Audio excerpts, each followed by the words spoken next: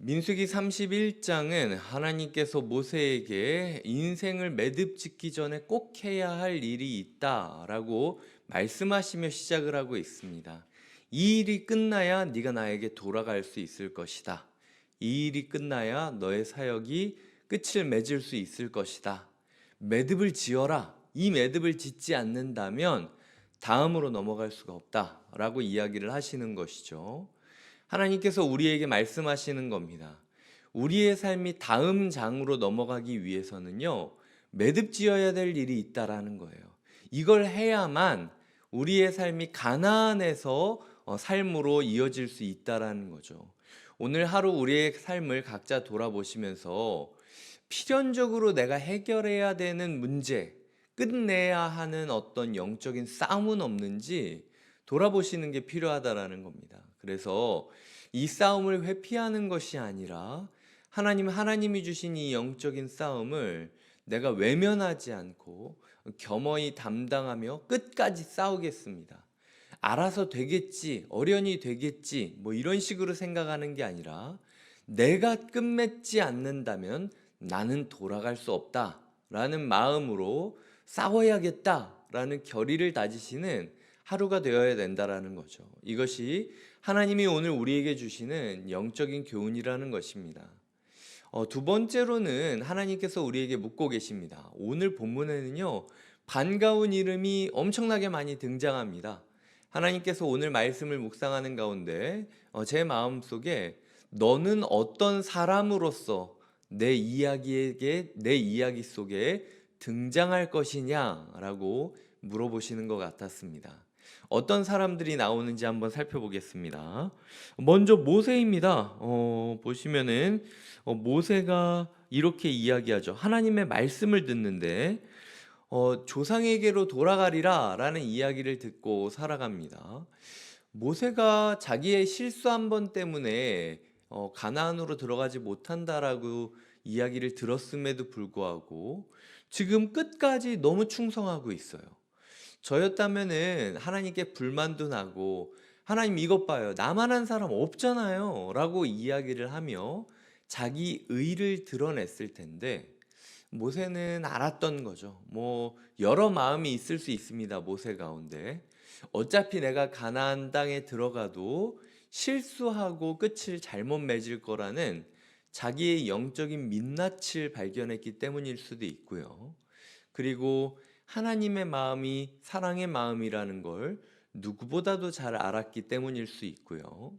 그리고 어쩌면 광야 40년을 지내면서 이젠 좀 뭐든 좋으니까 좀 끝내고 싶다.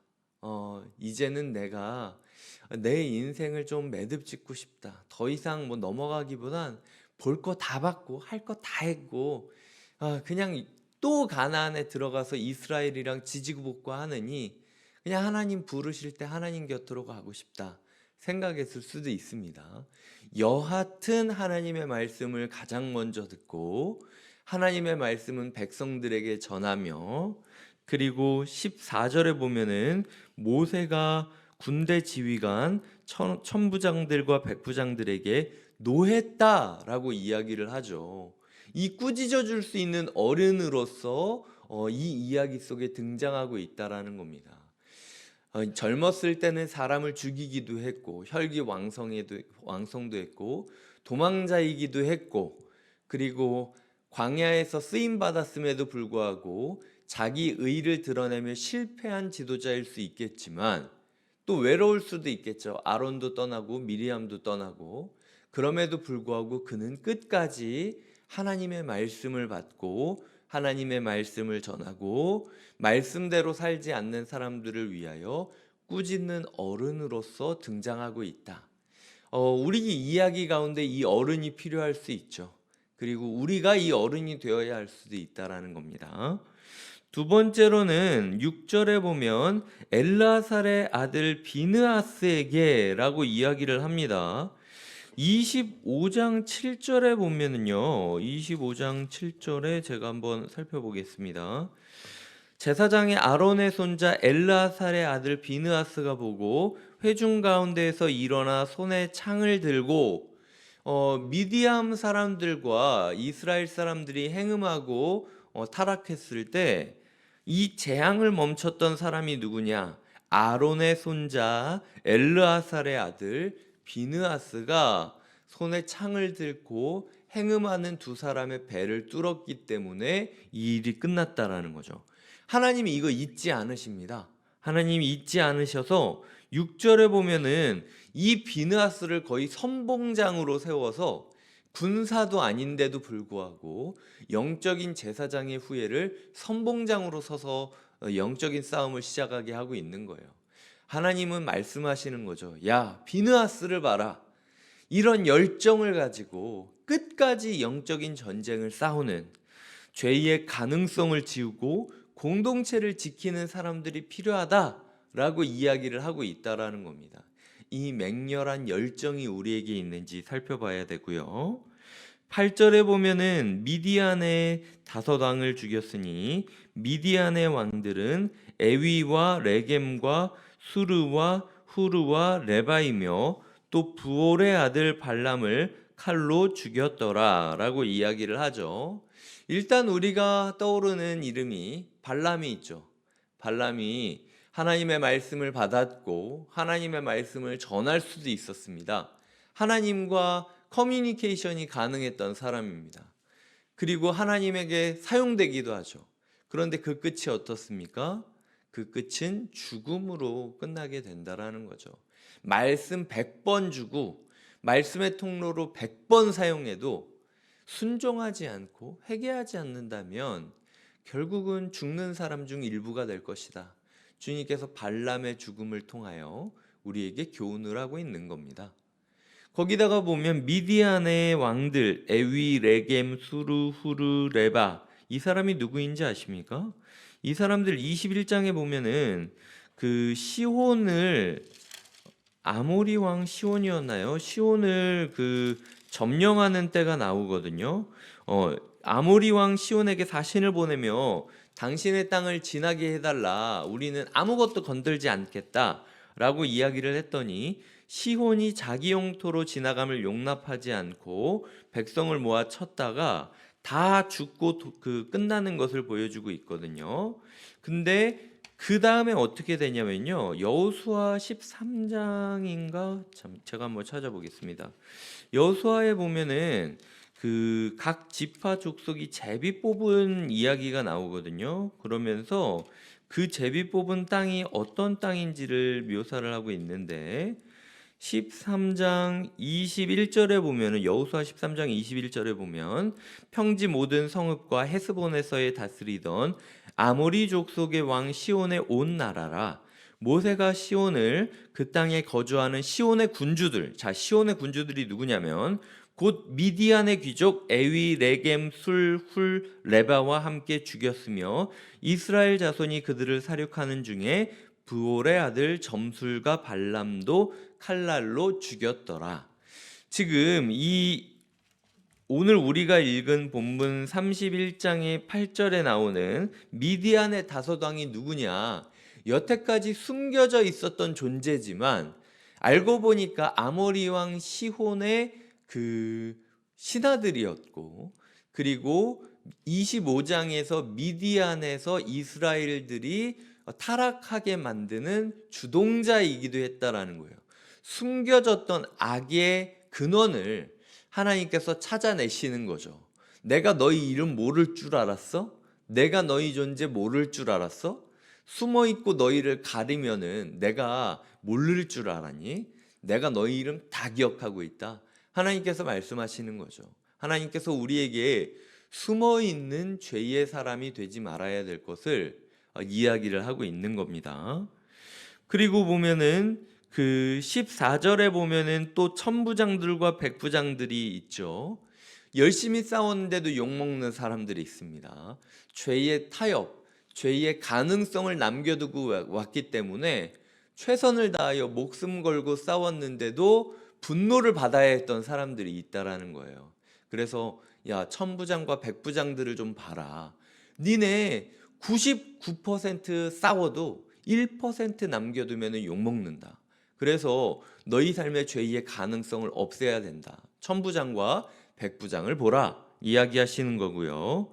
그리고 21절에 보면 제사장 엘르아살도 나옵니다. 제사장 엘르아살이 누구입니까? 아론의 계승자죠. 자기 형들이 계승해야 될 길을 걷고 있는 겁니다. 형들이 불을 잘못 만졌기 때문에 한순간 죽는 것을 본 사람이고요. 자기 아버지가 한순간의 실수로 나락으로 떨어지는 것을, 옷을 벗어야 됐던 것을 보았던 사람입니다.